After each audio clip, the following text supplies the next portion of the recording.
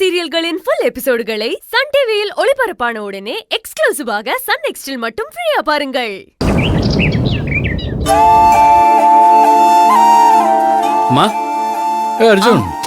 அர்ஜுன் என்னப்பா ஆச்சு? டாக்டர் மலரை செக் பண்ணி பார்த்தாங்களா? ஸ்கேன் எல்லாம் எடுத்தாச்சுல? ஸ்கேன்ல எடுத்தாச்சுமா. டாக்டர் மலரோட ரிப்போர்ட்லாம் பார்த்தாச்சு. டாக்டர் என்னப்பா சொன்னாங்க? எல்லாம் பாசிட்டிவா தான் சொன்னாங்க.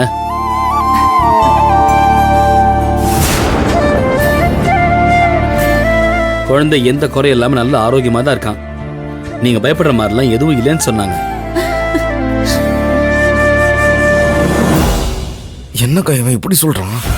அர்ஜுன், டாக்டர் இத சொன்னாங்களா?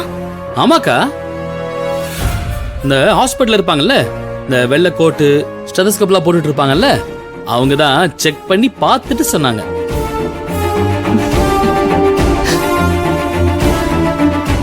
இந்தாங்க, நீங்களே ரிப்போர்ட்ட பாருங்க. பரவாயில்லப்பா, எதுக்கு பாத்துக்கிட்டு? அதான் நீயே சொல்லிட்டல, அது போதும். அதுதான் நான் வீட்ல இருந்து கிளம்பும் போதே சொன்னம்மா, ஹாஸ்பிட்டல்ல வேண்டாம், அவசியமே இருக்காதுன்னு. நீங்க தான் கேட்கவே இல்ல. பரவாயில்லப்பா, என்னோட திருப்திக்காக போயிட்டு வந்தது நல்லது தானே. இப்பதான் நான் எந்த பயமும் இல்லாம நிம்மதியா இருக்கேன். அர்ஜுன், அந்த ரிப்போர்ட்டை கொஞ்சம் கொடு, நான் பாக்குறேன். ரிப்போர்ட்டை பார்த்தா மட்டும் அப்படியே எல்லாமே உனக்கு தெரிஞ்சிருமா? மாமா விடுங்க. அக்கா இந்தாங்க பாருங்க, நல்லா பாரு.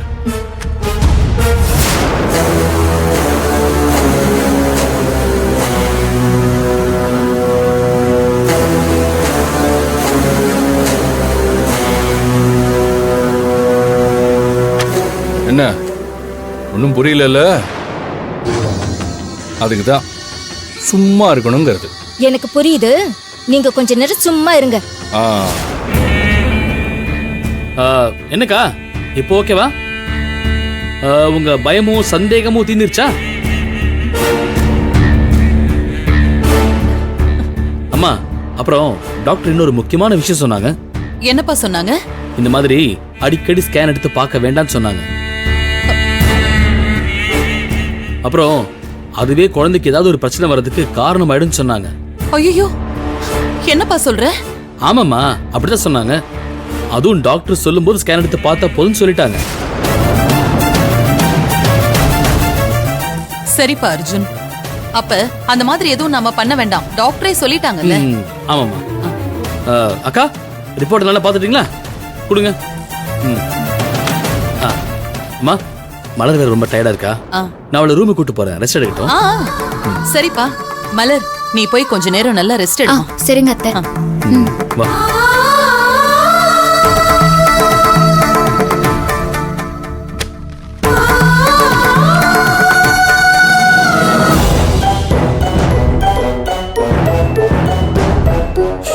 அர்ஜுன், ஒரு நிமிஷம் இருப்பா. மாமா சொல்லுங்க. மாமா அர்ஜுன், நான் கேட்டா தப்பா எடுத்துக்க மாட்டேன்ல? என்ன மாமா இப்படி கேக்குறீங்க? என்னன்னு சொல்லுங்க. இல்ல, நீங்க ரெண்டு பேரும் ஏதாவது பிரச்சனையில இருக்கீங்களா?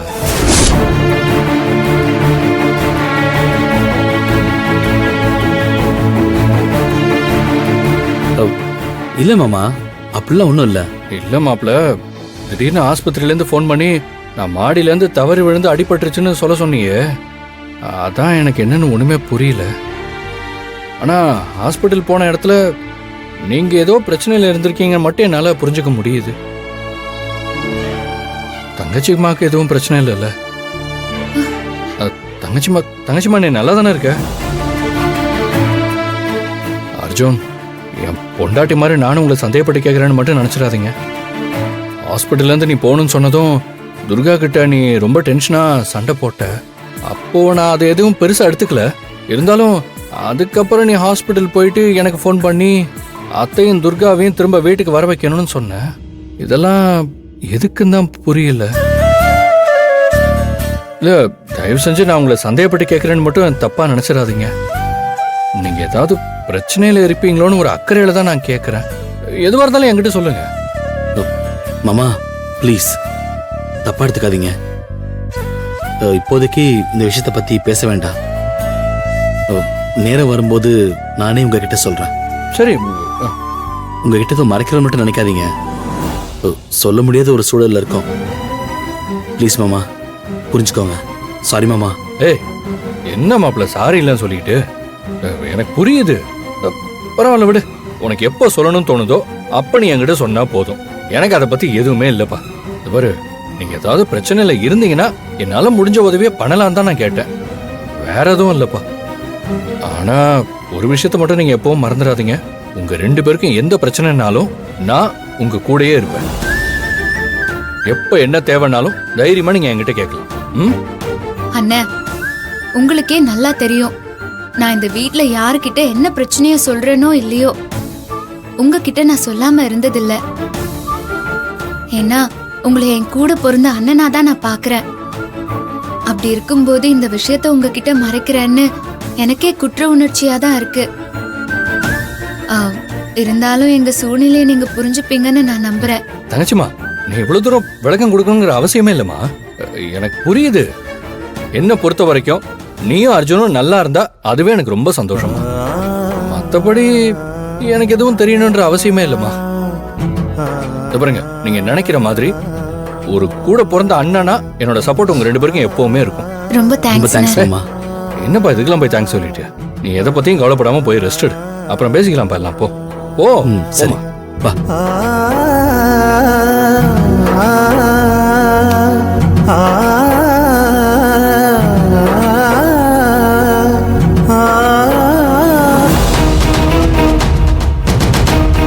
அக்கா, எப்படிக்கா இது நடந்தது? இந்த தடவையும் தப்பிச்சிட்டாலேக்கா. நம்மள நக்கல் பண்ணிட்டு போனா பார்த்தல.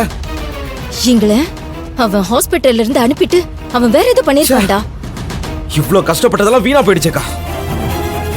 இருடா, இன்னொரு சந்தர்ப்பம் கிடைக்காமல போயிடும். சீக்கிரமே மாட்டத்தான் போறாங்க.